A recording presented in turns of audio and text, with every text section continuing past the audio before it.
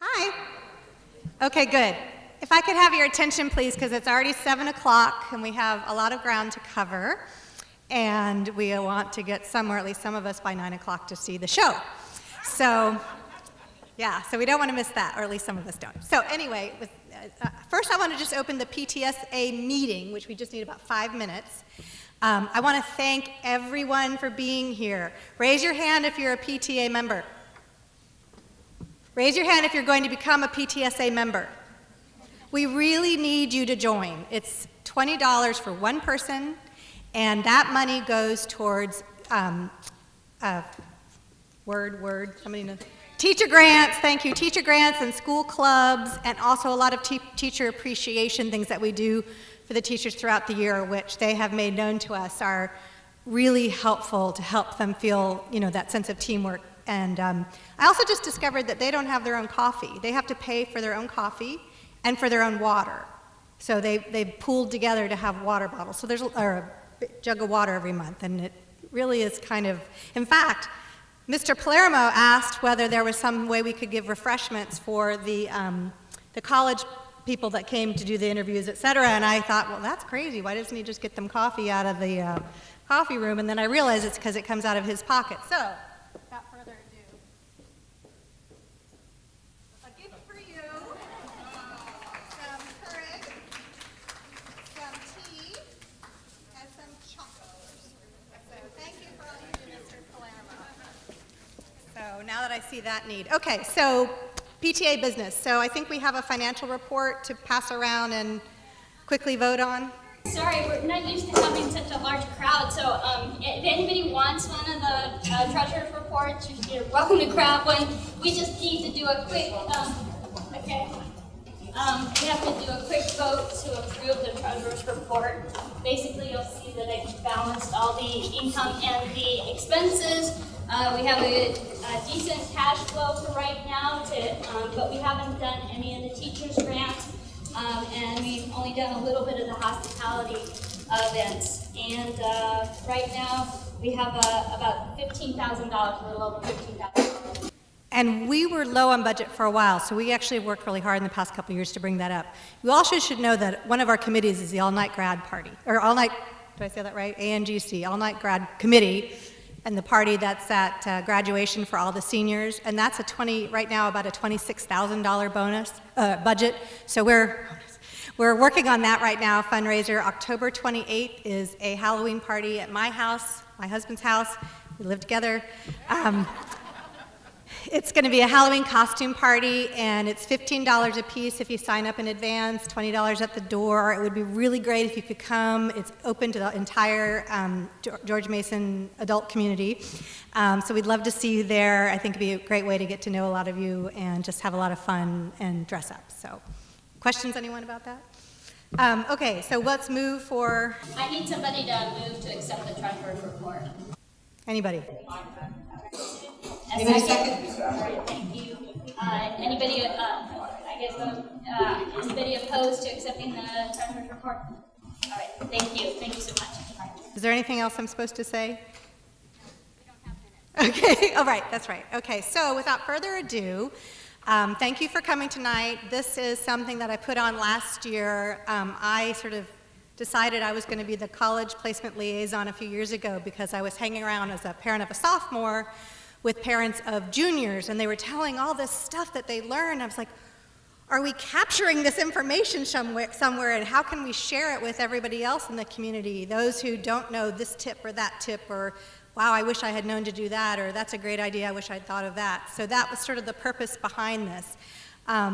So last year we had parents. This year I kind of expanded a little bit, so we have 2 parents tonight. So Gail Lang will be talking about how she and her son went about deciding what colleges he would apply to. Her son is Zach. And then my husband is here because he is an amazing project manager and created spreadsheets like you wouldn't believe that kept us on task. I got to just sit to the side and he would say, we need to do this today or whatever. And he worked very closely with Jack to do that, which is really nice. Then of course Mr. Palermo, who is our college placement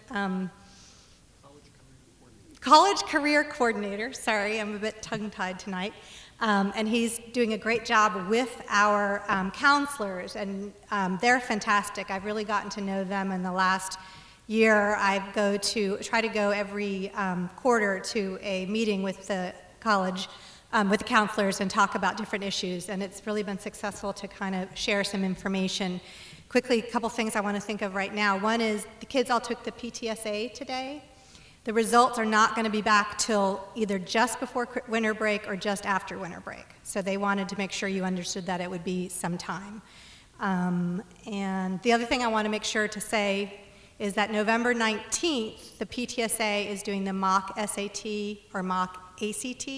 The flyer should be over there. You sign up online. This year it's a little different. You can bring an iPhone, your Mac, or an iPad, and you'll do the test by hand, and then they enter their answers on their own phone. They get some sort of ID number, and they get their score immediately. Anybody who doesn't have that can take the sheet home or to some other computer, as long as they can get online somewhere, like at the school or whatever, if they don't have something, but all seniors should have their Macs. And they can score it instantly, too. The downside is that you need to sign up by November 15th. Used to be that we could have a lot of walk-ins. So we can have a limited number of walk-ins that day. So it's really, really important that if your kids are going to do that mock SAT or mock ACT, that they sign up by November 15th. I think that's the deadline on there for the November 19th. So that's just a little different. So please get that word out. And it's $15. All proceeds go to the PTSA, and that's one of our biggest fundraisers to raise the money that we do for teacher grants and clubs and the hospitality that we do. Okay, so I thought I would have Mr. Palermo introduce himself briefly and talk about a few things.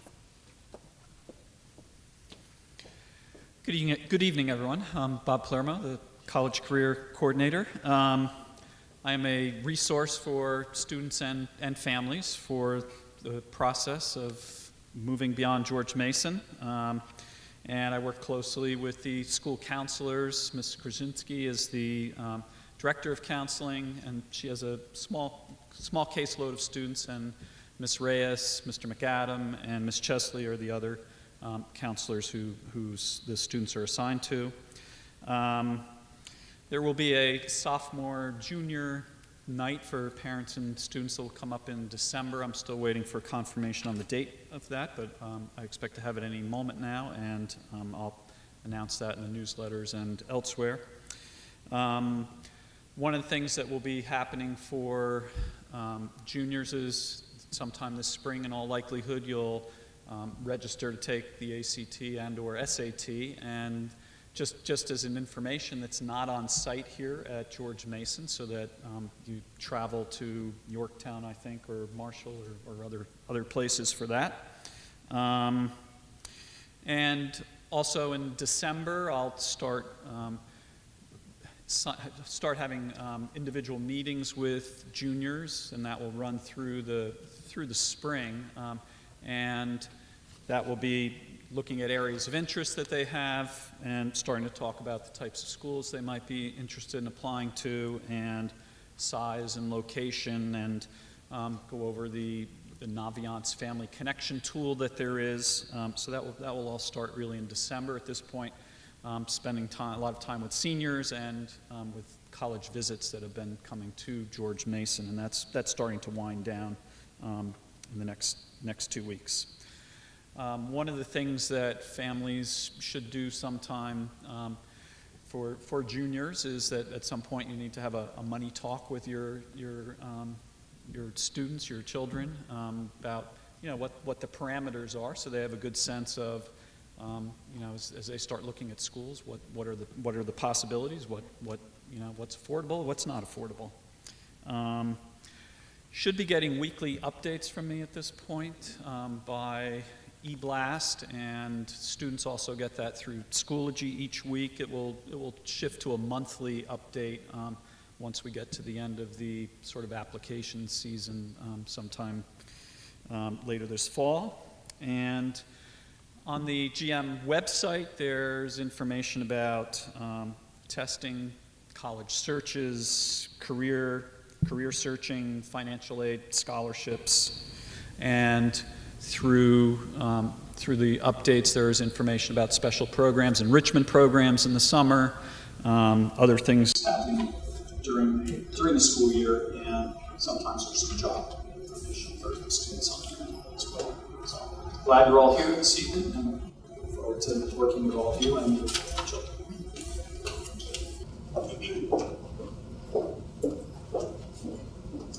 Thanks, Mr. Palermo.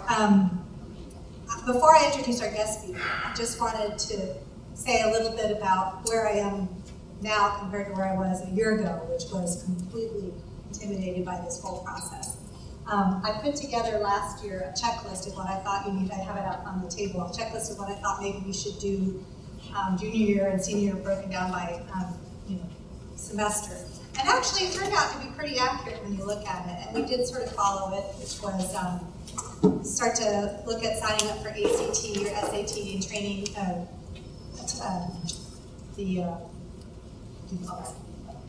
test prep. Thank you. Love them. I can't remember any words anymore. Test prep in the fall, taking a test, the ACT or SAT in the spring, looking at colleges in the spring, and then we really heeded a lot of people's advice about don't wait until the beginning of senior year to start preparing for either, if you have, my son's doing, Jack Rasmussen is doing an IB paper, what's it called? Extended essay, thank you. So he worked on that in August, which was really nice to have his draft out of the way, and then started working on his college applications in August. And he's really quite way ahead, which has been really nice. Another thing is that we found is we did figure out which colleges he wanted to. A lot of it was driven by the fact that he wants to go to a D1 school, so that made things a little bit easy. But also in doing his essays, one thing I found was really helpful was we how to print them out on, not just do it in the common application, but to create a document that he printed out for us to share and make comments by hand. It's really easy if they give it to you as a soft document to go in there and start changing it. And I think that the way you resist that urge to do that is to try to just get it hard copy and make comments and do some of that as you're helping them to get a good essay put together. So those are some of the thoughts that I have from my experience. Emily Snyder is here from Know Your Options. I actually got to know her several years ago. Her office is across the hall from mine. So she has a consulting business geared towards helping students and graduate students find colleges and graduate schools. And she kindly agreed to come today to talk about some different things in terms of college applications and what kind of activities you want to put there, and SAT versus ACT, and what's the scoop on the results with the new SAT that came out last year. So without further ado, Emily Snyder.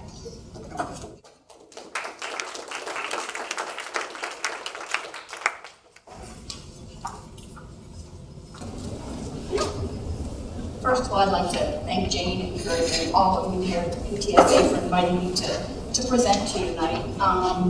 I really appreciate the opportunity because we do have a very small, we call it an educational consulting practice in Fairfax, and it's solely focused on higher education. So we help students and families navigate some of the nuances, in particular, of the undergraduate and graduate professional school processes.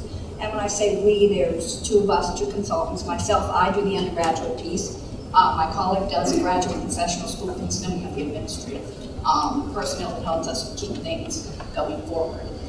Before Jane asked me in this limited time, because we could talk for 3 hours or we could talk for 10 minutes, to talk about 4 things in particular. She said, tell a little bit about ourselves, talk about testing a little bit, talk about the applications, and what colleges are looking for in addition to your basic transcript and test scores, and then to do a little bit with the essays.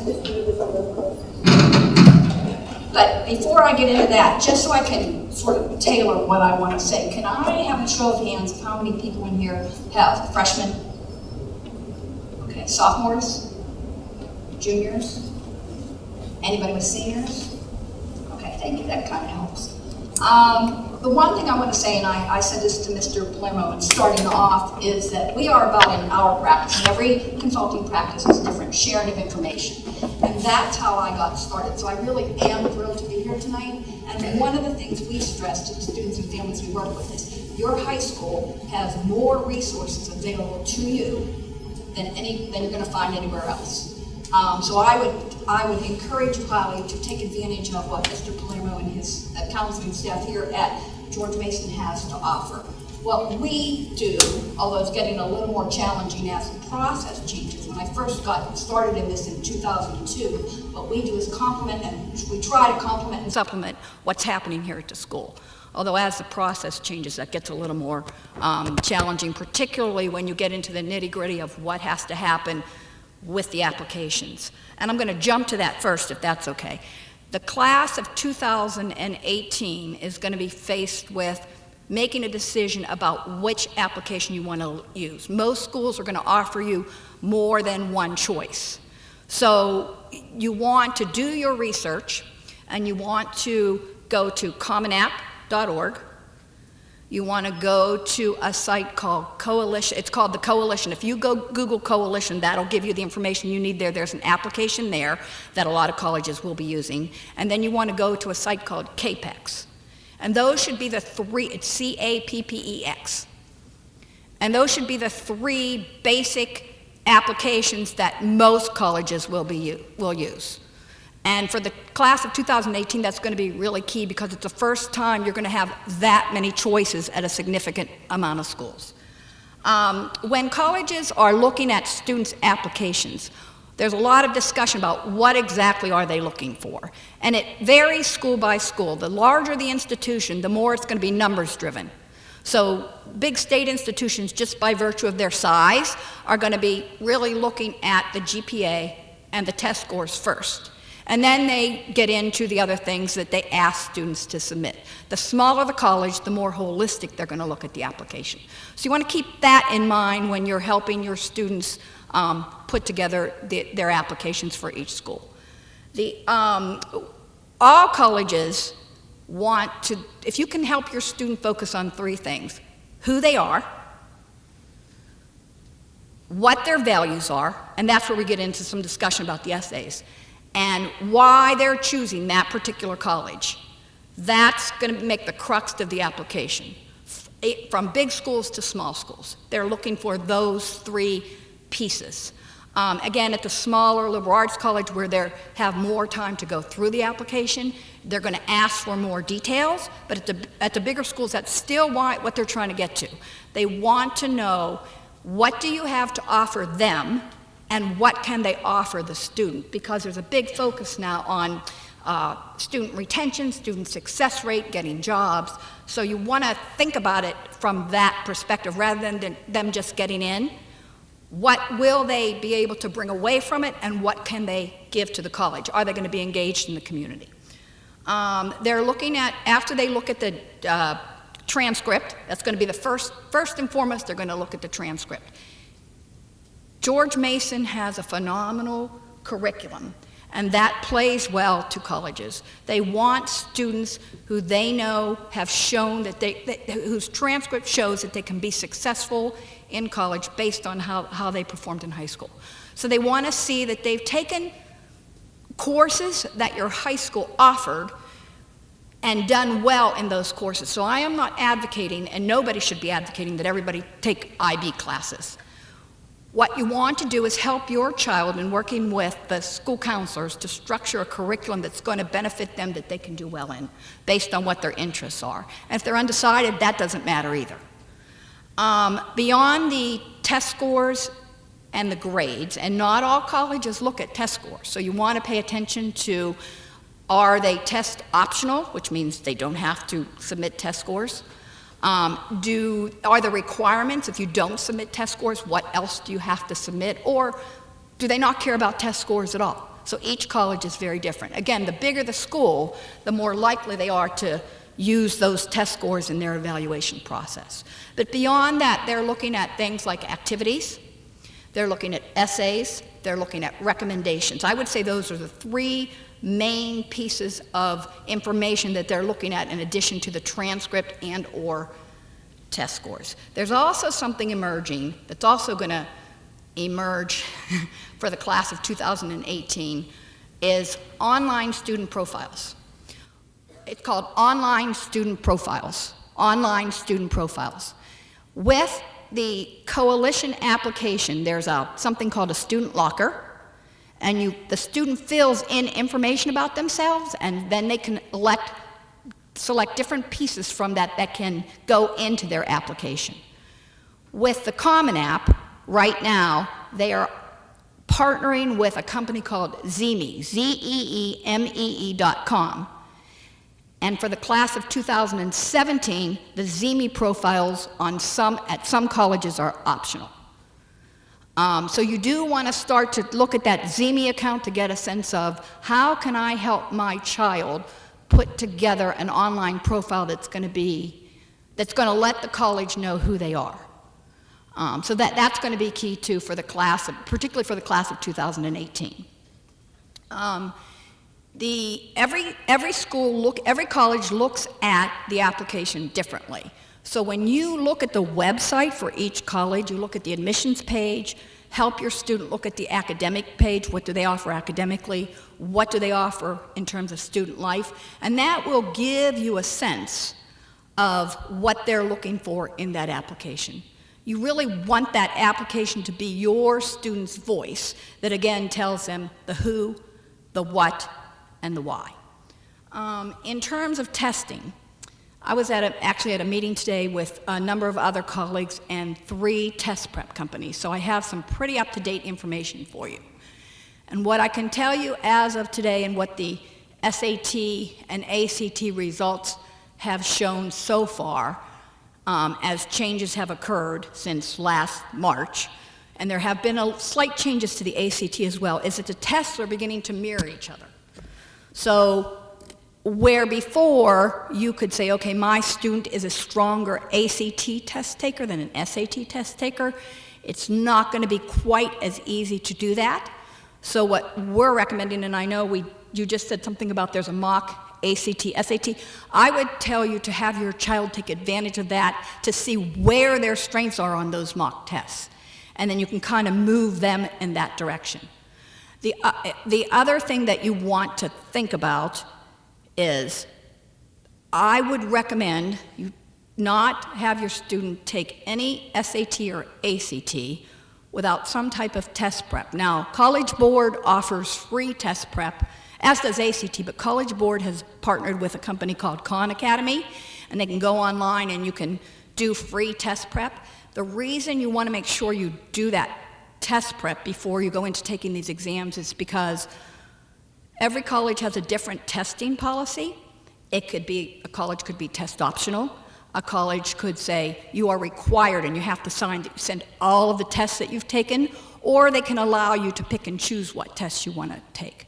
So when you're helping your student decide when they're seniors what test scores to submit to what colleges, you're going to have to look at the websites and make your decision. So I would, again, recommend that you make sure that they do some test prep and have some exposure to the tests before they take the official ones, SAT or ACT. The other thing I'll touch on briefly is subject tests. It's important for certain schools will highly recommend that your students submit 2, in a few cases 3 subject tests. Those are 1-hour exams, for those of you who are not aware, that are subject specific. So there's math, there's one in each of the sciences, there's some foreign language, there's some history ones. There's a list on the College Board website. Some schools want those test scores as part of the application. Anytime you see anything on a college website that says highly recommended, you want to take advantage of it. Anytime you see anything that's optional, I would suggest you have a little more latitude in whether you take advantage of it or not. But things like interviewing, if it's optional, if you can arrange for your child to be interviewed, if you can arrange for the time for your child to go and have an either on-campus interview, or in some cases they'll do alumni interviews, take advantage of that. Because colleges are looking for, again, it gets back to that why our school. You want to show them that you're interested, and they will keep track of things like interviews, and some of them keep track of when you visit the campus. So just keep kind of those things in mind. I'm going to come back to my 3 W's. Who, what, and why. And if you can help your child think in those terms and put together an application that reflects those things, they should be fine in the application process as long as it's a realistic list of schools based on their academic profile. Jane asked me to touch a little bit on essays, and what I thought the best way to do that is I have sheets here that I'm going to give each of you, and just if somebody wants to pass these out, and I'm going to keep one for me. I made 50 copies. Okay, thanks. This is what, if you work with someone, if you're working with someone either on essays or applications, with essays they should be able to kind of help guide you and your student through that essay writing process in terms of what our college is looking for. And on the front sheet of this, there's selected tips from admissions officers. They're all looking for a story that tells them something about your student that they otherwise might not know. That's really what everything that they ask for in an application is very intentional. They're looking for information to help them make a decision as to whether or not your student will succeed there, and can they offer your student what they're interested in. So this first sheet just kind of gives you some tips on what they're looking for, and then we put some tips on here for writing your essays for students in particular, and some things to pay attention to so you can look at that at your leisure. And then I put in here the Common App essay prompts for this year, the Coalition App essay prompts for this year, and the CAPEX application essay prompts. So you'll see those attached. And when we work with students, one of the things we do is help them pick apart, and you can do this with your students, these essay questions. For instance, if you go to the one about Common App, and you say number 3, it says, reflect on a time when you challenged a belief or idea. What prompted you to act? Would you make the same decision again? The first thing your students should do is look up the definition, or make sure they understand and think about the definition of the word reflect. Because that's very different than the definition, if you look at number 4, describe, or very different than the definition of number 5, discuss. When you pull apart these essays, that helps you get a sense of what do they want to learn about the student when they write these essays. And you can do that for all of these. So that would be the one tip I think that most families and students find helpful when they're thinking about the essay process. Do any of you have any questions you want to ask? I mean, I'm one for just sharing information and talk. I'm not a structured person. Yeah, so how do students attend college fair? I've heard mixed information about college fair. College fairs are very, very helpful for 9th, 10th, and sometimes even 11th graders. And because you are getting, your student in particular, is getting, and you too, are getting a sense of what's out there. You can do all the research you want, but until you actually see and speak with the admissions representatives, that's where you're going to get a different kind of sense. I recently had 2 seniors tell me that they went to a college fair, and because it wasn't so crowded, they were able to speak with every admissions officer from the colleges they were applying to, and they felt that was very helpful to them. So while we never before encouraged seniors to go because they have so much on their plate, and they can talk to representatives when they come to George Mason. That's the other thing I would tell you to take advantage of. When those representatives come to George Mason here, if your child is interested in that particular school, make sure they sign up and go talk to them. Because that shows the college, they keep track of that information, and that shows them that they're interested. And when I say colleges are keeping track, I'm not talking about it in any kind of nefarious way. I'm talking about many of them have more applicants than they have spaces for. And they're trying to second guess, if I offer student A an acceptance, will they come here? Quite frankly, the business side of college admissions, they don't want to accept a student who's not going to come because that affects their rankings. So they, for lack of a better word, collect information on students. And when you sign in and go to the meeting with the here, or if you go to the college fair, they'll keep track of that. And so that shows them that you've at least done enough homework to know. Again, it gets back to that why. Why are you interested in our school? What do we have to offer you? Does that answer your question? Okay. Any other questions? Yes. A question on how the transcripts are interpreted by the colleges. Right. So with Mason, a 92 is an A. Right. The College Board says an A begins at 93. Each college looks at the high school transcript in relation to the school profile. So when the transcript office here at George Mason sends your student's transcript to the school that they're applying to, they're required by law to send a school profile. And that tells them the grading scale, gives them demographic information about the school, and colleges are looking at students in relation to the high school that that they're attending. So, and they're all recalculating GPA anyway. Some of them, and there's no one scale, they're recalculating on different scales to meet whatever needs they're looking for and however their admission process is structured. And that's school by school. So we tell parents, number one, the GPA, the cumulative GPA number itself is more for us and for you all and for the students to kind of figure out, okay, where do I fit in? But really the colleges are looking at the courses that the student took in relation to what the high school offers as long, and is a student getting A's or B's. So there's lots of times a big discussion about, oh, you know, my student's not going to get into school A because they don't have any IB classes. That's not necessarily true. If your student is doing well in the classes that they're taking and they apply to a school that is academically in their range, they should be fine. Does that answer your question? Well, but you said they recalculate the GPAs. So if you're looking at the compendiums and school X, the average GPA is a 3.7. Right. And if they're recalculating it, then how do you put that in the context of what is on your child's transcript? You know that it's within range. If the average GPA is a 3.7 and your child, even on their transcript, has a 3.0, and usually they give a range. In addition to the average GPA, a lot of schools will give a range. If they're somewhere on that spectrum, and actually Naviance and Family Connections, do you ever use the scattergrams on Naviance? That gives you a good idea of how they look. Each college will evaluate, it gives you some idea of how each college will evaluate a student from George Mason. So keep in mind, and I don't mean this negatively, but anybody can make numbers do what they want.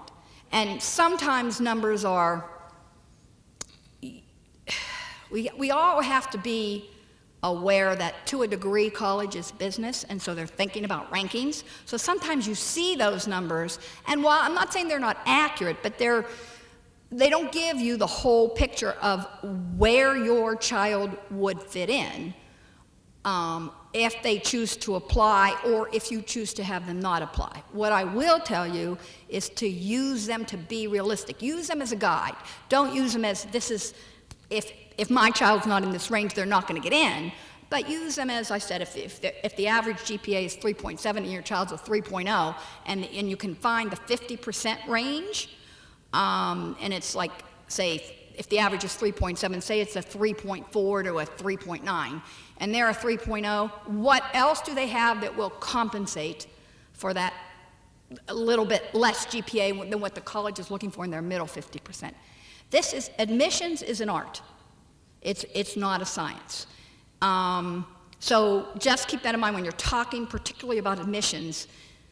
Colleges are looking to put together a class that they feel will be engaged and that they can support and be successful as they go from being average age of 18 to 22, because that's reflecting not only in the rankings, the retention rate is becoming a big factor, but the Department of Education is putting a lot of pressure on colleges to say, hey, how are your students being successful? And so colleges are really looking to try to make sure that they are accepting students that will take advantage of what they have to offer and that they can graduate and be successful in the workforce or graduate school, wherever they choose to go. Yes. Jane, stop me whenever you want me to. Okay, go ahead.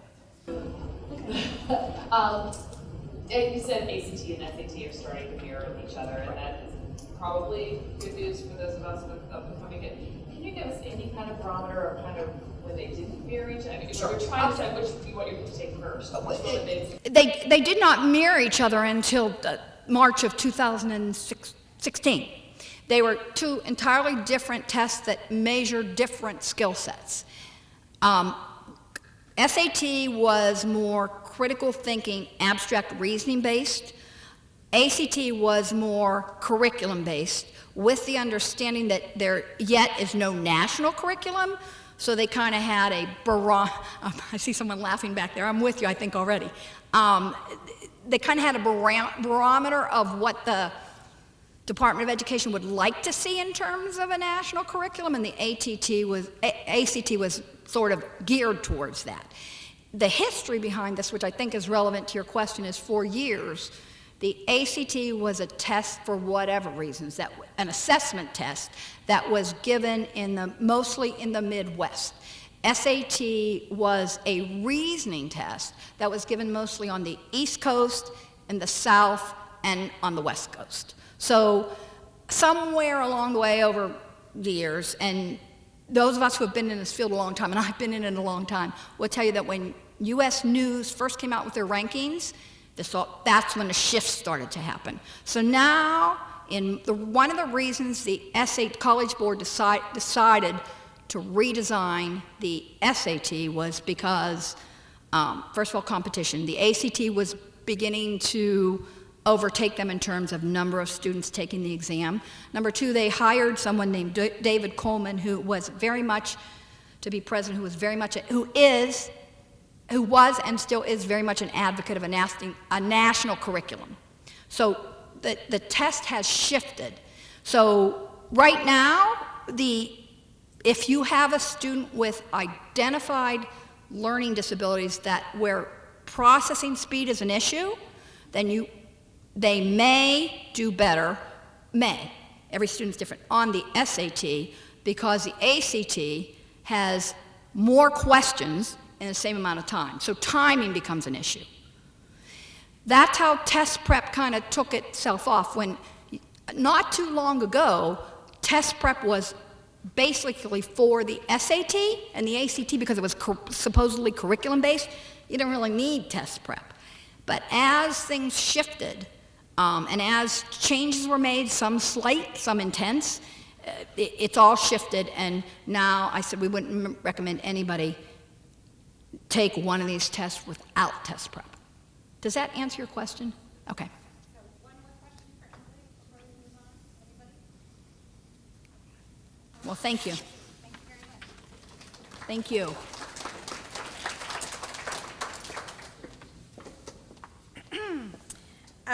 I just have a few comments. She was talking about taking the mock SAT in November. So your kids the juniors especially, just took the PSAT, which was SAT. So what we did was Jack had taken the PSAT, so in the November mock SAT or ACT, he took the ACT, so that we had those two scores to compare to right around Christmas time. And then there's another mock ACT or SAT scheduled for February. So you could take the mock SAT then.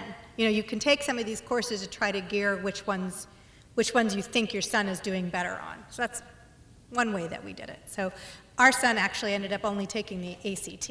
We weren't very comfortable with the new SAT. And Emily, can you comment? I've heard someone came from, what was the school that he came from? Emory? The speaker came, Elon or Emory. Anyway, he said that the scores on the new SAT were coming in a little high, so that they were really looking at curriculum more than scores. Correct, and they have come in high, but it's a different scoring system. So that's the other piece of this. And any concordance, can you all hear me? Okay. Any concordance tables that you see where they're trying to compare the old SAT with the new SAT, this was a conversation we had at the meeting today, take with a grain of salt, because they need at least 3 years of data to really be able to say this is how they mesh.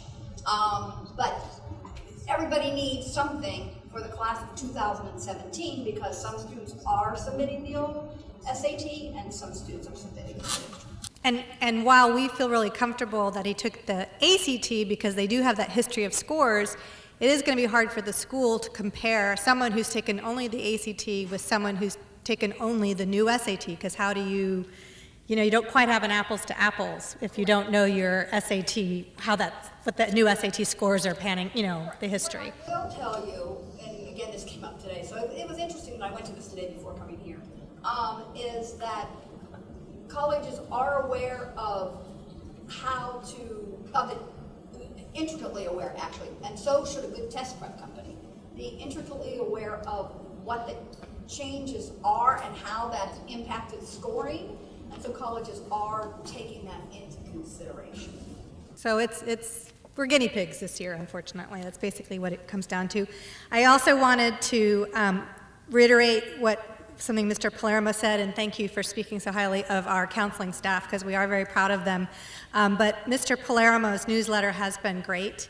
One thing I also had asked for last year when I started this role before you came on board was that there be more information on the website, just so you could go to the website, and his newsletter is there. So it really is good information, so keep your eye out for that. I agree, alumni, the interviews, if you can interview with the school, some schools require it. Wake Forest, if you want to get into Wake Forest, you need to have an interview. We are UVA graduates, so the alumni program has an interviewing process, so we took advantage of that, and Jack actually had 2 interviews with UVA. They don't speak to the admission side, but it gives you a good sense of where they can tell you, yeah, you're strong here, or you're weak here, or you might want to do this, that sort of thing, and so that was a good practice as well. And it was very helpful. So, and also, so mock SAT in November, mock SAT in February, and we are going to have a weekend boot camp test prep offered by PTSA in the spring. So now I'd like Gail Lang to come up and talk about, I thought it would be nice to hear from someone about how they went about, how they went about choosing what colleges. Yes, Linda. So when you have these interview opportunities, was it in the summer before junior year? Was it earlier? Is it now in the fall? I know it can be any time, but what? So for Wake Forest and actually William & Mary, you can also interview. We're doing that now. UVA, the alumni interview process, he actually was able to do that his sophomore year, and you get a second opportunity, which was by phone, which he did just recently, just so you know. So Sophomore year, they're doing it. That's early it was end of sophomore year, so that was early. And for William and Mary and Wake, it can start at the end of July.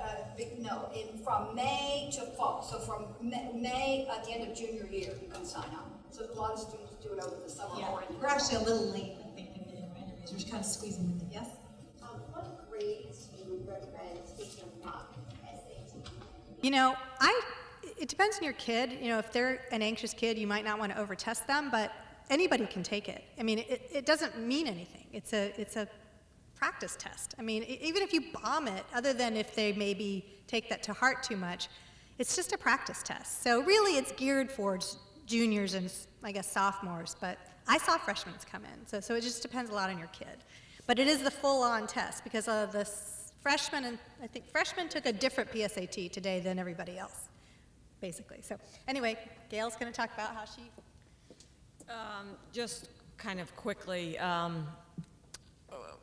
what I did, I had found that the process was overwhelming to me. Once you get out of the Virginia schools, if you want to start looking beyond those, I really felt like I was just throwing darts at a dartboard. Zach knew he wanted to go and, wanted to major in business.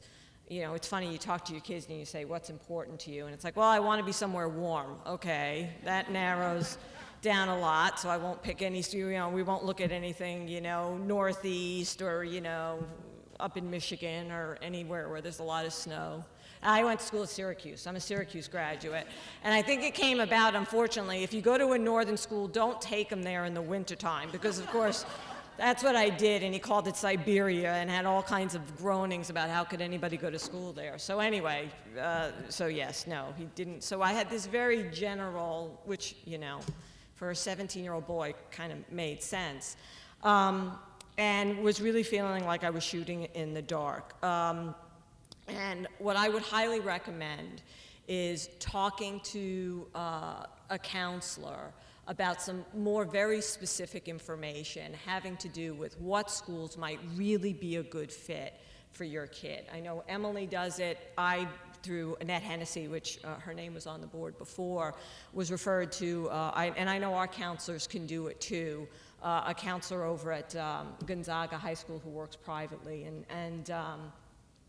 and they can interview your child, find out really what their personality is.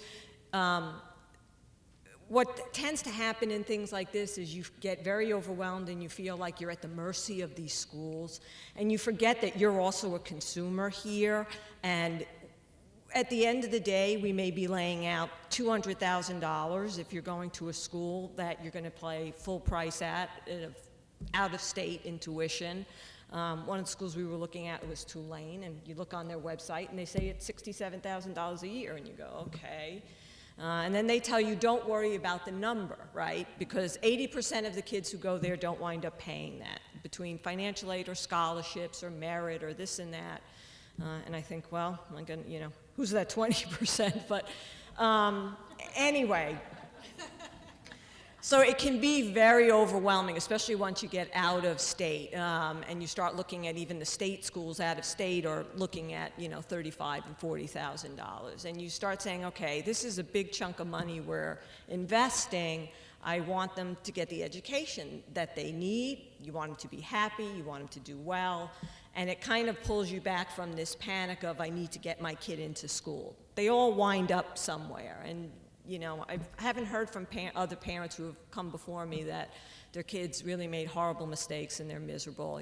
They wind up in places where they're going to be happy, and if not, they transfer and then they find the place that they're going to be happy. So taking a big breath through this process has been something that I've had to do very often as going through it. Anyway, meeting with someone who really can kind of cut through some of the stuff that's just on the websites, because all these schools want to look highly selective. They all want to be on all these lists, and even the lists themselves can be overwhelming in terms of what matters and what doesn't.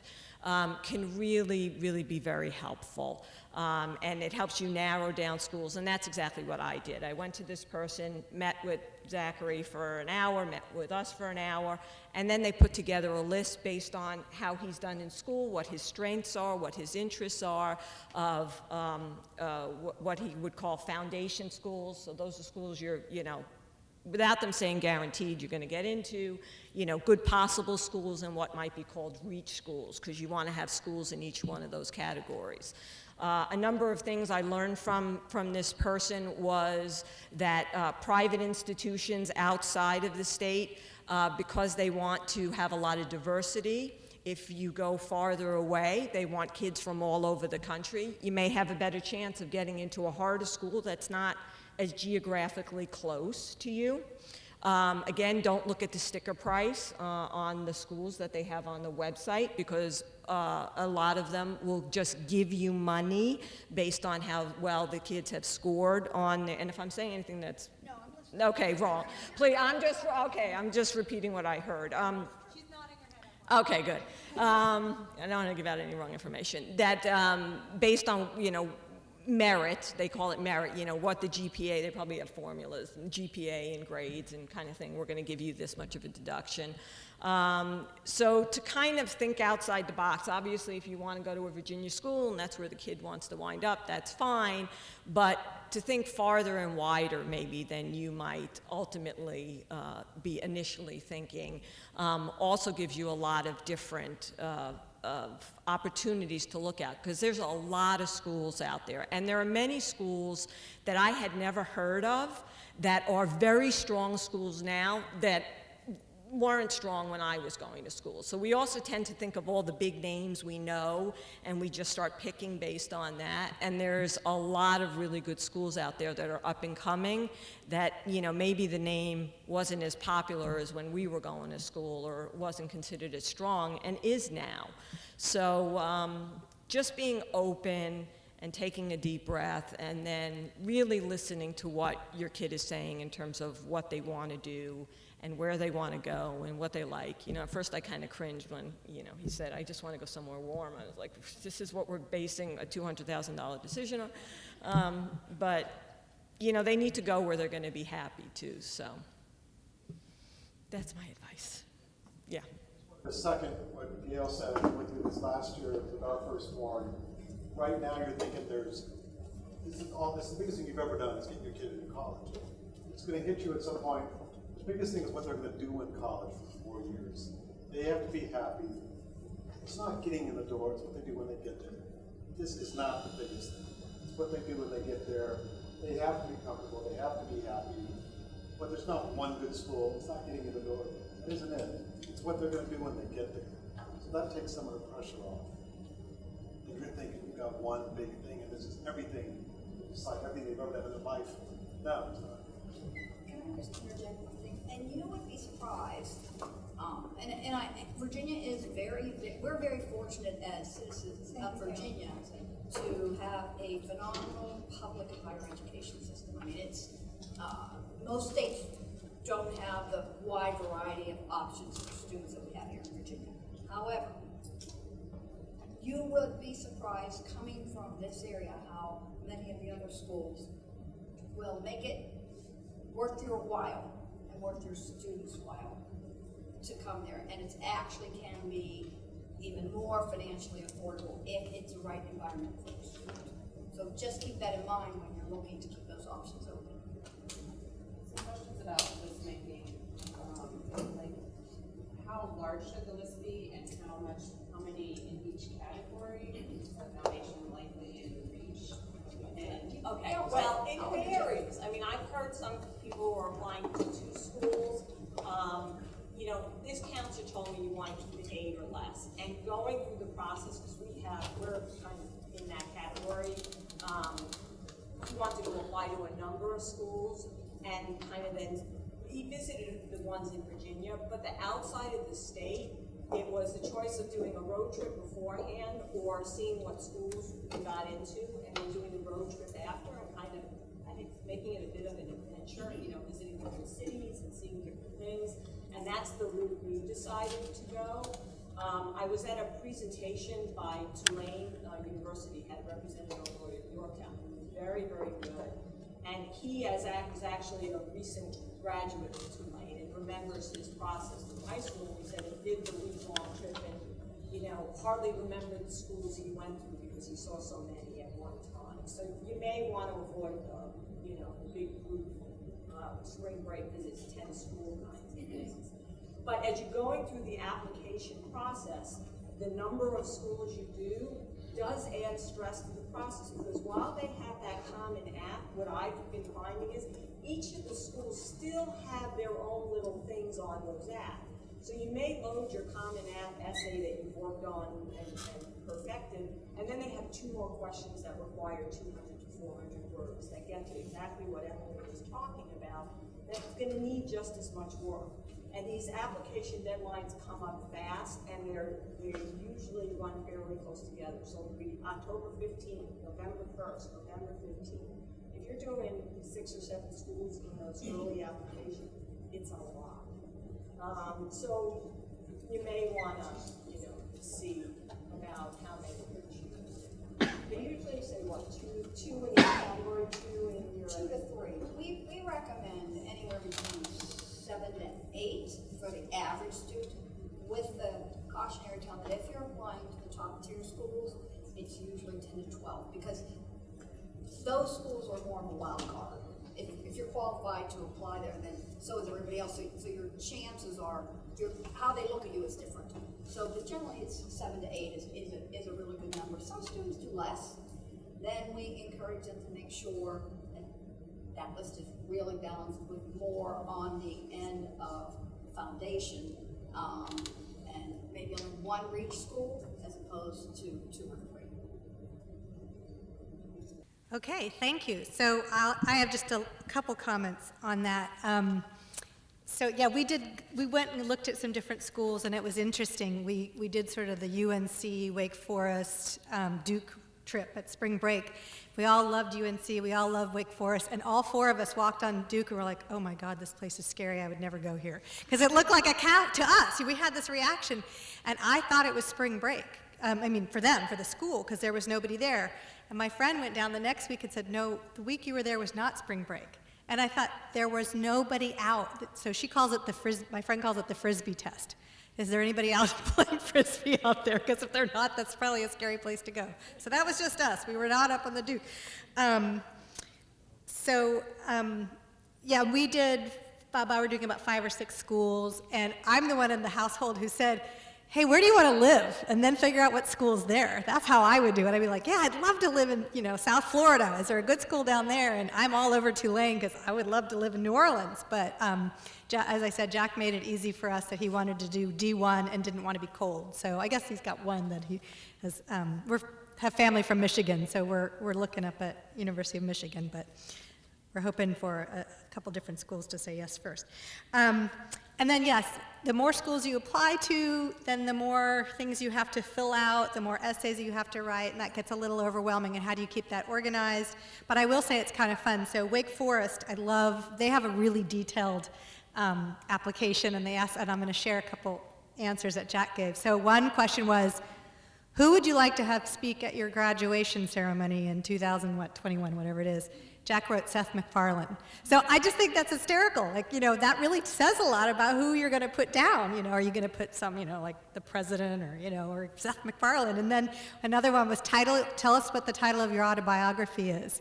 And he wrote, I swear I know what I'm doing, which I just thought was hysterical. So, but UVA or, other schools don't really give you that little opportunity, but I thought, good for you, Wake Forest, kind of pull out a little personality there, because otherwise, it's hard to get that across.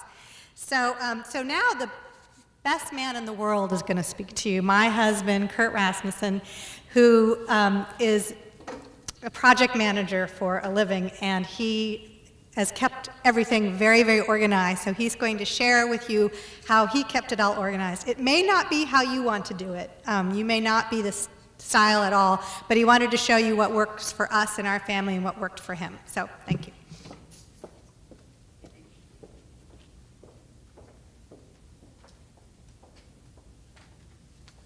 And of course, since I am a project manager, I had to put together a PowerPoint. So let me see if I can get this to work.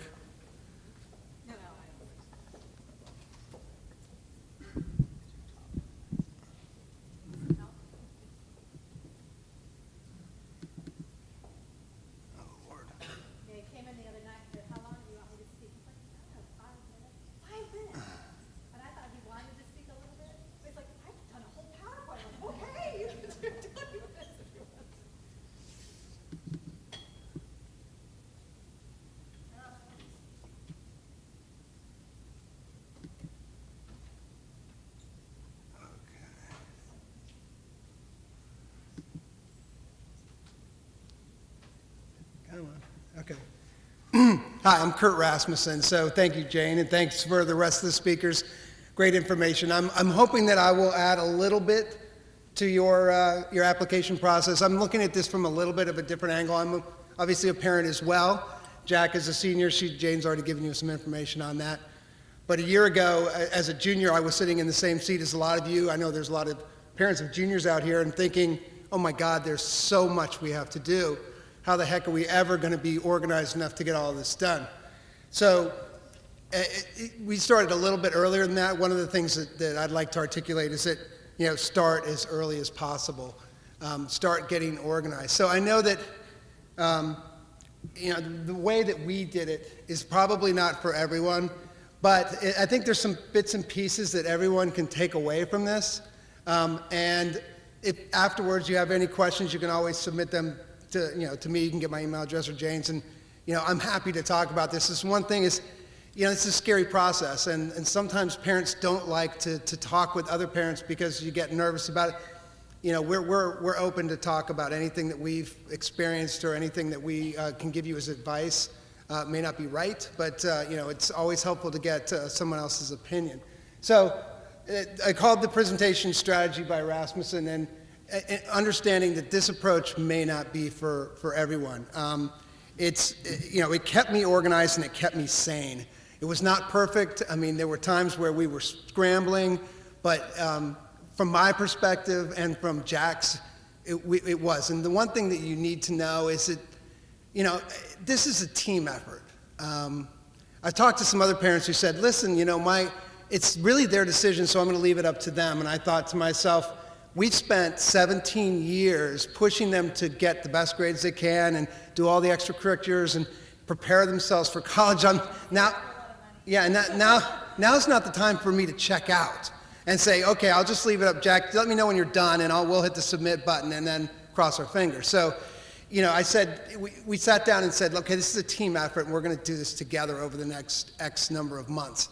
So, the strategy that I'm going to talk about may not be for you, but it really, really helped us. And I feel, I know a lot more than I did, 12, 14 months ago. And I feel like we approached it in a very structured way. And so it helped us out a lot as we went through this.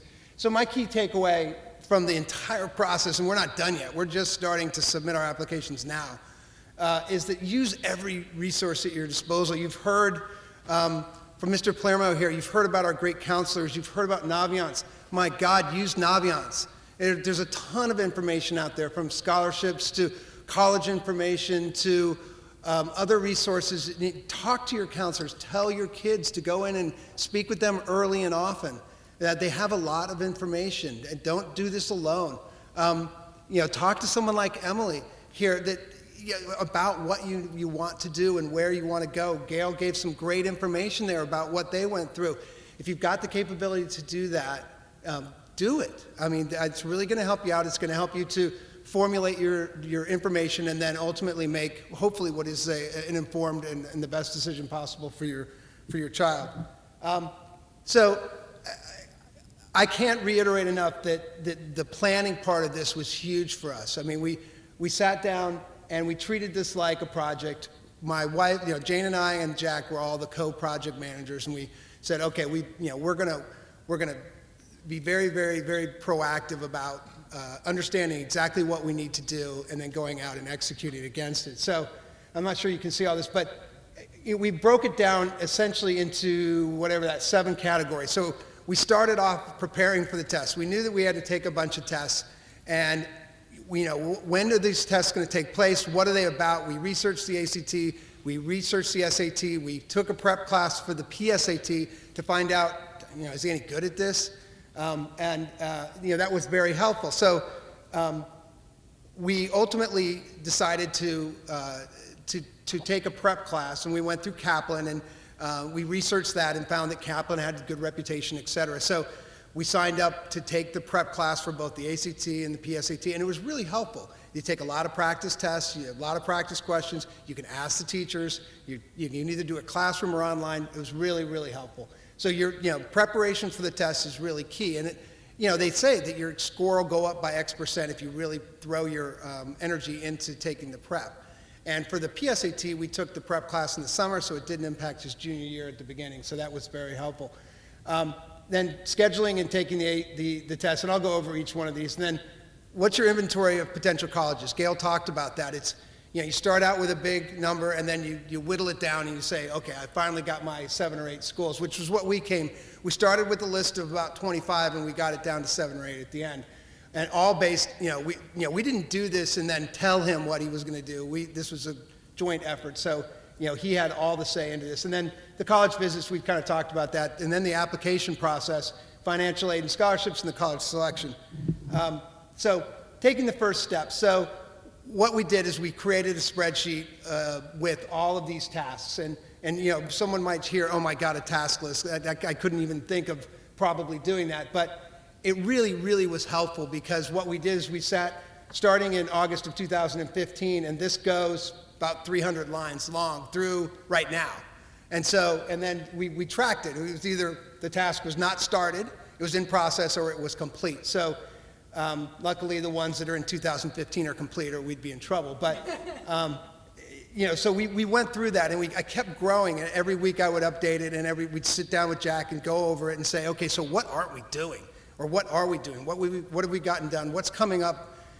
We also created a calendar, which I'll show you a snapshot of. So with the calendar, we had an idea of when are the tests, when are we going to visit the schools, when are the applications due? And so for me, it was very visual, that we had all the tasks defined, we had all the calendar out there, and I could just say on any given day, okay, what do we need to be doing? And it was iterative. We kept updating it. as we went along. And if we missed something, we found out. And we did. At times we missed something. So that was very helpful for me, and we're still, and like I said, we're still updating it every day as we go forward, as we've applied to one school so far, October 15th deadline, and we've got 7 more to go. And so, there's a lot of minute detail that you could be overlooked. And if maybe you're not a list maker, but figure out a way where those things aren't going to drop through the cracks. So we developed the long-term calendar. This is just a calendar for the SAT and the ACT, where I broke it down by when you register for the test versus when the class date is that he took, and then when is the actual test. So I could just look at that and understand, okay, when's he taking the class? When do we have to register by? Because there's late registration fees, or you may not even get in. The earlier you sign up, the better location you get. My God, we signed up a little bit late.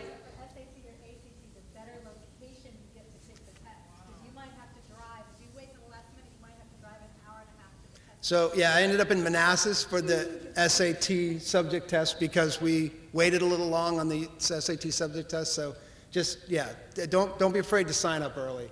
And so this, once again, it's all about sanity. So this kept me sane to understand and we would cross off and then, I'm a big internet guy. So every time we found a link that was helpful, I would just add it, and I had a whole 27 different links to different schools and different, we also used, I didn't mention before, I'm trying to get through this fast because I know people have other things to do, but we signed up for U.S. News and World Report. It's a $25 a year service that gives you a little bit more information on every school, statistics, rankings. You can look at just the basic information if you go on U.S. News and World Report, but this will give you a ton more information. And so ultimately what we used it for is we built out our spreadsheet. So, hold on a sec. I must have, we lost a page. Interesting. Sometimes it doesn't recognize, the map doesn't. Oh, there, no, I'm sorry. Here it is. I lied. Okay, so we were talking about scheduling and taking the test. So, make sure you sign up early, and make sure that you understand when the dates are, because once the dates pass, the registration dates, you could be in trouble. So then we went on and, we determined the inventory of potential colleges. So Gail was talking about, what is your criteria? So we sat down with Jack and discussed his criteria. He came up with 7 or 8 items, and you can go into Naviance. So both Naviance and U.S. News and World Report have these fit tools. So you put in your criteria, and it'll spit out a number of schools that are similar to your criteria. So we did it in U.S. News and World Report, and it was unbelievable how similar it was to the list that we had, we had 25 schools here on our spreadsheet that we created, and I just put the Virginia ones here. And there were probably 12, the top 12 were on our list. It was crazy how that worked. It'll give you a fit score from, I think it was 85 down to 30. And so I found it super helpful. $25 a year for this U.S. News and World Report. And so it helped us to say, and it'll tell you why it's a good fit. Why, based on the criteria, why was it a good fit? So we built this spreadsheet, and there's probably 60 columns on this, and it was just based on information that I thought would be helpful to make the decision. And I'm not going to go over all of what they are, but you have to decide that, you and your child. What's important about what you need to know about that school? And so what I did is then I would rank them, and so you can see the green and red. So green was good and red was bad. So what's the highest cost? What's the lowest cost? What's the highest ranking, lowest ranking? So I was able to slice and dice the data and be able to filter it and look at the data in different ways. So that was, once again, very helpful for someone like me, that when we have 25 schools on this list, I was able to look at the data in different ways and be able to help evaluate. So when we skinnied our list from 25 to 7, we went through this and we said, okay, Jack said, this school's too small, or this school is, it's D3 and I really don't want to go to a D, I want to enjoy D1 sports. So, okay, we started to narrow it down. This one's 73,000. I'd say, well, that's too much. We're not, but no, we're not. So you've got to have your criteria. So it really helped out to know exactly what our criteria is, because it helped us to narrow down the number of schools that we were looking at. And then the college visits. So as we were going to decide where we were going to go, I put all the information in here, including even the addresses of the hotels and the times and everything. Just made everything more organized. We did one of those spring break trips, and it was actually a lot of fun. We saw a lot of schools. Yes, we get them mixed up in our heads sometimes where we were and what day, but it was a lot of fun, and we got to learn a lot about the schools. A lot of the tours sounded a little bit the same. They were all saying the same great things about their schools and how they have a holistic approach to evaluating your application and how you're going to get money, because 83% of everyone gets money. And I'm thinking the same thing as Gail is that's got to be BS, because, then everyone would go there. So, it's going to be interesting to find out who's potentially going to give us money, which is probably nobody. But we'll find that out in the next 6 months. But once again, it all came down from my perspective to preparation. As we looked, we decided to go on the college trips for spring break. We started in November. So we started to decide where we're going to go based on the colleges that we looked at when we started to book the hotels. And some of these tours and the application reviews and the interviews, they fill up. So everything, I can't reiterate enough, start early. You can't sign up for those things early enough, especially if you're doing them over spring break, because they were packed. And I just want to add, you want to involve your kid as much as possible. Oh, yeah. We did, but when it comes to picking out hotels and what days you're going to be able to go, your kid has no idea. I mean, that's how I felt. I mean, Well, we turned it into a little bit of a vacation. So at UNC, we stayed at a place called the Carolina Inn, and it was beautiful. It was an old, gorgeous hotel.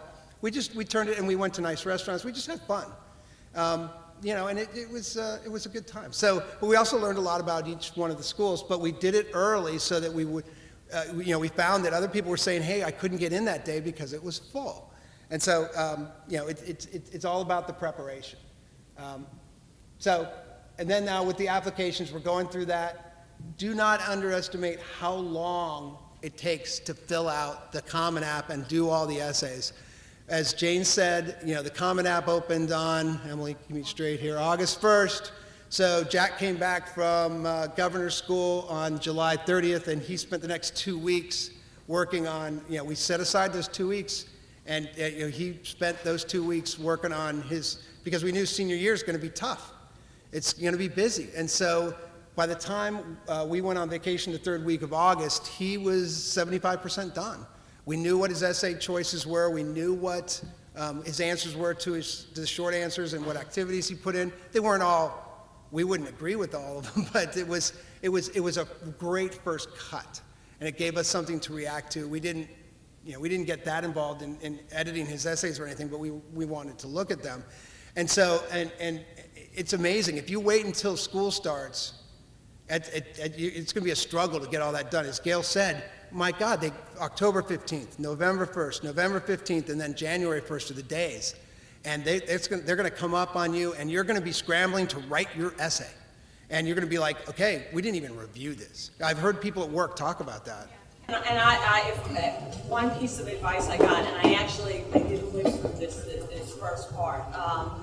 If you can get someone else to review the essay, whether it's maybe a counselor or somebody that you're working with, there are people who do these things, because you getting in the middle of it can cause a lot of problems. First of all, the tendency to want to rewrite things better is so strong, and it changes the voice. It changes, and the admission person from Tulane says, we can see it as soon as we read it. As soon as we pick up the essay and we start reading through it, we can tell that this thing has been edited by somebody, because it doesn't sound like an 18-year-old. And the main thing that you're looking for is what Emily was talking about. I had this counselor that I went to, I paid him a separate fee just to review it, and he came back with that and said, this is a good first draft, but they're looking, and we talked about exactly the things you were saying. I need you to add in, remember when you told me this, and this in our interview? Put something in there about that. I would have said the same thing, but I would have given him my words. He did it in his own language, and it's fine, you know, so that is something that's really important. You want the essays to be grammatically correct, structurally right, have what it needs to have in there, but it's gotta be in their voice, and if you start playing with it, it's not. The other So you said get started early on everything, but until they have like some sense of what the GPAs are over the 4 years and or the test scores, you know, you could kind of spend your life on non-nuts. If you can't plug in some of those variables, is it really worth starting to muck around in that? I would say that most of the students that we work with, and this was not true until recently, start end of the beginning of the summer before junior year, because you can start those online profiles now and get those things up and running so that they're ready. The other thing that Kurt mentioned that has changed is the Common Application is open so that the information carries over, so your student can go in as a junior and fill in that basic information, and then it'll carry over to senior year. And there's a lot of basic information. Like Yeah, who's your mother? Who went to this school? Yeah, so there's basic. What's your birthday? You know, it takes a lot of time. You want to, in our practice, sometimes we tell parents to bring their students too early. And if that student's not ready, we tell them, come back 6 months from now. But for those students who are ready, there are things that you can do to kind of help organize the process, but you're really not going to be able to work on essays because those don't become available till usually August, if then. Plus, with technology, they can, even if they're available, they can change things. So I wouldn't start essays too early, but you can start some of the applications, the coalition application, the student locker, you can start that section, the Zini accounts, you can start those. So there are things you can start to do early to help organize. But if the student's not ready, And you do have a sense by the end of their junior year. I mean, they take it, you know, They not should. what you should By be the end waiting. of the junior year, you're talking about starting the summer before their junior year, so I'm just kind of. And so no, like I said, it really depends upon where the student and the family is. I don't know that we said. Yeah, no, Summer, we didn't. summer That's as before early. junior year is when we started looking at what test prep courses were available. Not looking at colleges, just looking at. Right, okay, so then you waited for your school. That's right.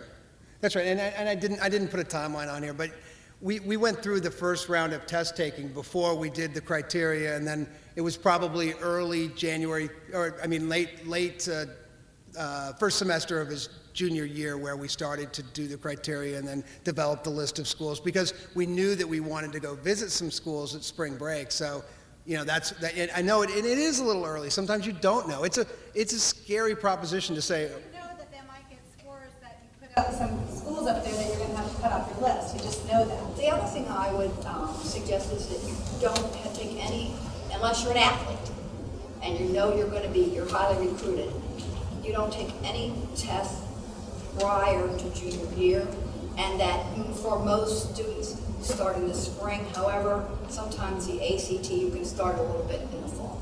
That would be our recommendation. Why? Because they're becoming more and more curriculum based, for one thing. So you're going to have them, particularly with the SAT, the math section has become extremely challenging. So you want to make sure that they have as much math underneath their belt for the SAT. The ACT is science-based. There's a big science section that they're starting to really make much more intense.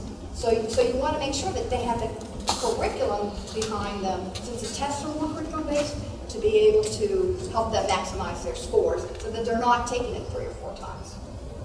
That would be our recommendation. But there are cases where we're going to take it early, particularly with athletes. What about super scoring on the SAT? I mean, it seems like you might want to take it 3 times if you're focusing on different areas. And in some cases you will want to take it 3 times. Most colleges will tell you 2 times is enough, and there are schools that want to see fall senior year testing. So, but they're also, the reason you don't want to put, How do you know which ones those are? You gotta look at the website. Yeah, they tell you on the website.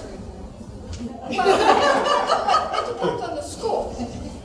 Some schools you are going to take 3, particularly if you're trying to achieve a certain score for a particular school. Taking those tests is exhausting. It is exhausting. And it's stressful. It is, and we tell juniors, this is what you're going to be doing junior year. You're going to be taking tests. Because not only, depending upon where you're applying, you're taking an ACT and or an SAT, you also may be, you're taking, if you have AP or IB classes, you're taking those exams. And you also may be taking subject tests. So junior year is test heavy. So you want to try to minimize the stress that comes with that, yet be honest about the stressful process. The SAT and the ACT for the math portions, they don't necessarily align with the more advanced students. Because of, Correct. Because, I mean, my son's a junior and he's taking AP calculus, so Correct. he actually should have taken But that. I think that at the earlier stuff. Yeah, but the other stuff, because it only goes It's, yeah, so yeah, in the test prep, they're going back a year. Jack was in the same boat. the caution, I mean, you can do whatever you want, but the caution is that sometimes if you take those tests too early and you see the score that you want, then the colleges want to see, if it's not perfect, some of them, and again, it's college by college, want to see later testing, and they tell you that on the web. They'll be honest with you. Some of them tell you spring junior year and fall senior year testing. So make sure, and then you're not, then your scores drop. Sometimes students will score extremely high that first round, and they're taking it in October, November, and then all of a sudden they're having to take it in the spring or the following fall, and their scores drop. So you want to try to, again, it's an art, it's not a science. So you want to try to balance who your student is and what would work best for them based on the schools that you think they're going to want to, knowing that list is still fluid and shaking itself up.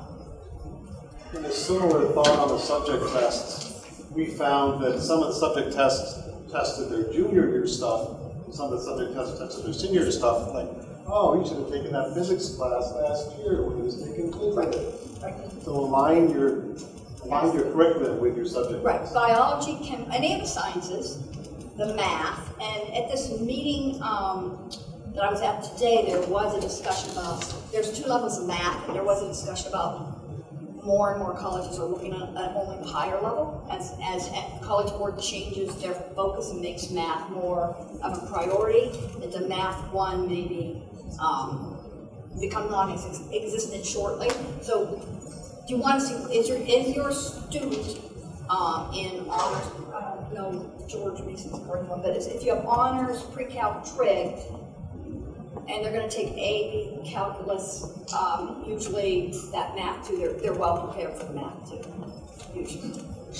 Even if they're taking AP or IB exams, they still have to do these subject tests, because it seems like it's just over testing the same type of thing. It depends on the school. For instance, Georgetown highly recommend they have 3 subject tests. And Even if you do a full IB. So each school, you have to look at each school's website to see what is their testing policy, what's required, and what's highly recommended. And then kind of plan around that, knowing that you do have flexibility. I mean, I don't want to sound like, you do have flexibility. You're putting a plan in place that you're adapting as you go along. You want to talk? Just to wrap it up. Yeah. So, from a scholarship and a financial perspective, my advice would just be they now open the FAFSA and the CSS profile on October 1st. Is just get it out of the way, do it as quickly as possible. The CSS profile is a bear. It's huge. It requires 1 million tons of information, whereas the FAFSA is, it took me an hour. It was not very onerous, but almost every school that we're applying to requires the additional in the CSS profile. So just sit down, take the time, get it done. A lot of states, it's first come, first served. Virginia is not one of them, I don't believe. But there are states that are first come, first served. So you get it in there, and your chances of you getting some kind of aid is increased. And Emily, isn't it true that if you're going to want merit-based aid, that you need to have completed the FAFSA, or no? For some of the scholarships, yeah. So and there's tons of scholarships out there. Each individual school, you just drill down, and all of a sudden you're finding scholarships in that we're going to apply to from the individual school. Or there's state-based, there's federal-based. You look on Naviance, there's scholarships there. So just keep your eyes open and be aware. Yep. Question for, so my two-year project manager, so I fell in love with your name. Would you be willing to share your project? Sure. Yeah, absolutely. He anticipated that. Exactly. Yeah, if you can send us an email, I can send you the whole spreadsheet. It's got multiple tabs. I'll just clear it out. Oh, and I would love to do this. My email address is just my name, Jane Rasmussen, but jane.rasmussen@verizon.net. So, and you can find us somewhere anyway. Yeah, I'm happy to help you if questions. Just going back to something that was mentioned at the beginning about these online profiles and student lunch, I don't know what these things are. Can you just elaborate a little bit on that? Yeah. Common App has partnered with let me back up. There's a website called Zeemee, zeemee.com, and they provide students with the opportunity to put together what we call an online profile that's divided into 3 sections. The first one is it's called About Me. I think I'd have to look at it again. The second one is My Activities, and the third is something else. I would have to look at it. So 3 sections. It's a quick way for colleges to get a sense of who the student is. We're in a transitory year where a lot of people think who are in this field and watching this, that eventually that will replace the activities list and on the Common App. So they're looking for ways to gain an understanding in the way 21st century students communicate about who they are. So students put together this online profile, and then you can upload it to the schools that partner with Common App and Zeemee. So there's a whole list. If you go onto this website called zeemee.com, you'll see about, right now I think it's up to 100 schools, where you can submit your Zeemee profile. It's not like the Facebook pages. They don't view it until you allow them to view it? Correct. Student optional, or is it expected? It's optional for the class of 2017. Yeah, because I don't know anything what she's talking about. The reason those of you who have students who are graduating now is because a new organization called the Coalition for, it has a name, Coalition, and I gave you the essay questions, was very public about developing an online, they called it profile in the beginning. They changed the name to Student Locker. And you go in and the students fill in information about themselves, and then they can convert that to their application. Like they can click a button and it becomes a part of their application. They can also share that information with colleges if they so choose. But unless the student grants permission to the college to see it, the college can't see this longer. So Zeemee and the Common App and some colleges were very, very quiet, and all of a sudden, the end of August, beginning of September, this popped up that there were 85 schools that this was an option, and they were encouraging students, they had a Zeemee account, to submit it. Now, I will tell you, anytime in college admissions you see the word encourage, they pretty much want to see it. So what most people in my particular field of college consulting decided as sort of an organization was that we would bring this up with the class of 2017 if the colleges that they were thinking about were partnering. If they wanted to do it, if students wanted to do it, fine, but if they didn't for 2017, it really is not going to make that much of a difference. For 2018, we all think it will be a big difference because you can see the transition from moving away from paper and away from things that are static to things that are to ways of learning about students that are more interactive and engaging. So my kids' class will have to do Common App. Plus, like it's like layers and layers. There is layers and layers, and I certainly don't want to confuse it. I think Kurt has done a great job of saying break as a project manager. I'm not a project manager, but I like his idea of breaking this down as a family in a way that works for you. We don't do this kind of thing in our practice because every family is different. Some families would be overwhelmed by this, and some families would think, oh, this is great.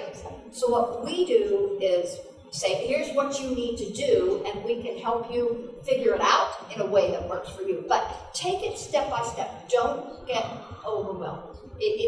Don't. It'll all come. It does all come together, because as I said, when I was where you are last year, I was very stressed. And now that I've been through it, it's like, okay, I get it. And it really is about breaking it down into bite-sized chunks. But it is intimidating to hear there's going to be 3 different applications you're going to have to choose from. Yeah, oh yeah. That for the class of 2018, when you go to a college to apply, it's not UVA, William, it's not just going to be they're Common App exclusive. They're going to use Virginia Tech's using the Common App. Yeah, so JMU, so you're going to have these different options. And if you're applying to a school like University of Chicago, which is a big, which is one of the originators of this coalition application, it's helpful to know that you want to use that application. How will you know that? You'll be able to tell when you look at the application and the questions and look at the college website. This is why I was talking about before, do your homework, look at those websites.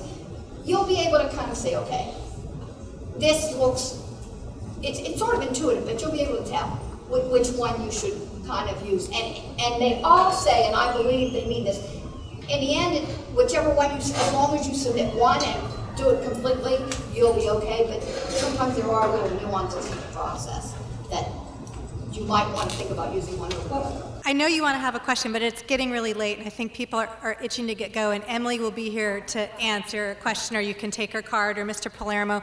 Thank you to my wonderful husband, Kurt, for speaking and for sharing that. Please, I need to tell you a couple things that the counseling office told me to tell you, which is really important. So definitely you line up your letters, the teachers and counselors to do letters of recommendation, or the teachers in the spring of your junior year.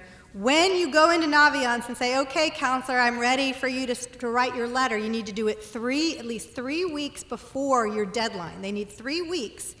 And don't assume that just because you went into Naviance that somebody told them, like there's nothing that goes from Naviance to them that says, hey, they're ready for your letter. Your student needs to go to your counselor and say, okay, I'm ready, I've submitted everything in Naviance, these are my deadlines, these are my schools. And if you should update that list after they've already looked at your list, they don't know you've said, oh, I also want it to this school. So you really need to have your student has to have a good relationship with their counselor. And if you have a deadline that's January 1st or January 15th, you must get in your requests for those recommendations by December 1st. So, because they have a lot of students with those deadlines and it's winter break. So they want to hear from you by December 1st if you're going to have a January 1st or January 15th deadline for submitting your applications. Did that all make sense to you? Okay. One last question. My understanding is that once the teachers have done the recommendations, that then when the student plugs in schools on Naviance, that they just sort of... Yeah. I don't fully understand. That's true, but there's something with the counselors that they said. Their recommendations to their applications. Right, so I mean, the teachers, they may want to know the types of schools, but they don't have to know, oh, I'm adding... The teachers don't, but for whatever reason, just take my word, the counselors want you to say, hey, I'm ready, I just did everything in Naviance, and they want you to meet with them, so 3 weeks before, not only do Naviance, but send them an email, make an appointment, and also make sure to contact them by December 1st if you've got a January 1st or January 15th deadline. So that was something they really wanted me to communicate. Is there anything else, any other question, quick questions?